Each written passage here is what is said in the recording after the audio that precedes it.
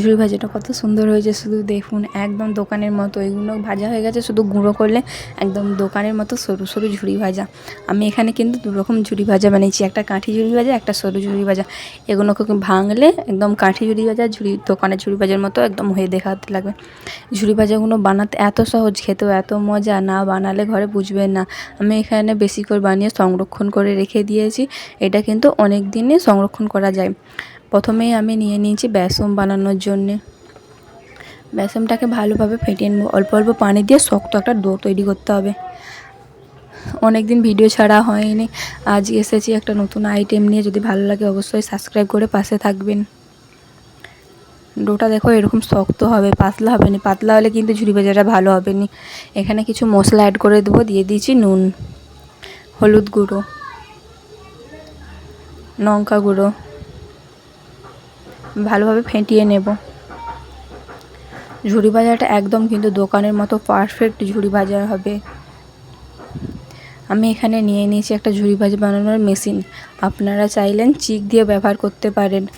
চিকগুলোকে ছোট ছোট ফুটো করে দিয়ে কিন্তু ঝুড়ি ভাজা এইভাবে বানানো যায়। আমি আগেও চিক দিয়েই বানিয়েছি, কিন্তু যেহেতু এই মেশিনটা আমি নতুন কিনেছি তাই অবশ্যই একবার ট্রাই করছি। চিক দিয়েও কিন্তু খুব সুন্দর হয়, এই মেশিনেও কিন্তু খুব সুন্দরই হবে। প্রথমে একটু ছোট ছোট করে গোল্লা করে আমি ওর ভিতরে ঢুকিয়ে দিয়েছি।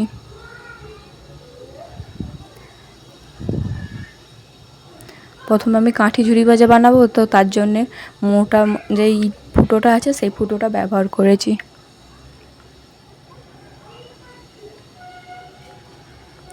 কড়াই তেল বসিয়ে দিয়েছি। এবার উপরের ওইটা দিয়ে সামান্য চাপ দিলেই কিন্তু ঝুড়ি ভাজাগুলো ভালোভাবে তেলে পড়ে যাবে। দেখো কতটা সুন্দরভাবে, কতটা ইজিলি হয়ে যাচ্ছে। দেখতেও কিন্তু অনেক সুন্দর লাগছে। এটা হচ্ছে আমার কাঠি ঝুড়ি ভাজাটা।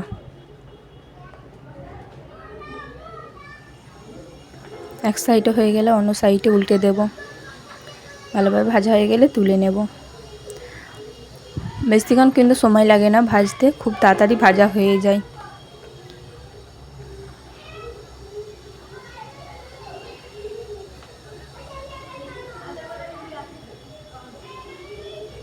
আবারও ঠিক ওইভাবে কাঠি ঝুড়ি ভাজাগুলো ভেজে নেব। যদি আমার ভিডিওটা ভালো লাগে তাকে অবশ্যই ছোটো বোন হিসাবে সাপোর্ট করবেন। ভাজা হয়ে গেছে। এবার আমি আর কাঠি ঝুড়ি ভাজা বানাবো না, তাই জন্য ছোটো ছোটো ছিদ্র যেগুলো থাকে না সব থেকে ছোটো, সেই ছিদ্রটা আমি ব্যবহার করছি সরু সরু ঝুড়ি ভাজা বানানোর জন্য। সেমভাবে বানিয়ে নেব।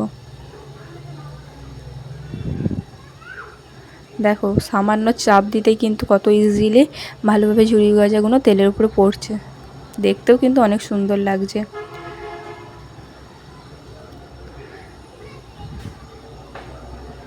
ভালোভাবে উল্টে পাল্টে ভেজে নেব। এগুলোকে গুঁড়ো করলেই কিন্তু ঝুড়ি ভাজা হয়ে যাবে।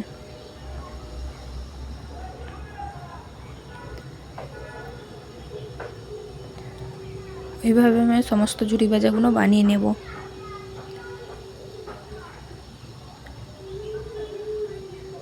সমস্ত ঝুড়ি ভাজা আমার কিন্তু বানানো হয়ে গেছে। দেখো কতটা সুন্দর লাগছে দেখতে, একদম দোকানের মতো না, হেভি লাগছে। আপনারা না ঘরে একবার বানালে মিস করবেন।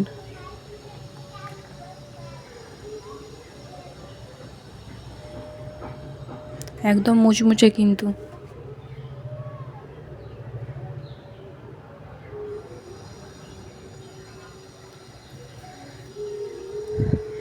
এগুলোকে আমি এবার গুঁড়ো করে নিচ্ছি দোকানের ঝুড়ি ভাজার মতো।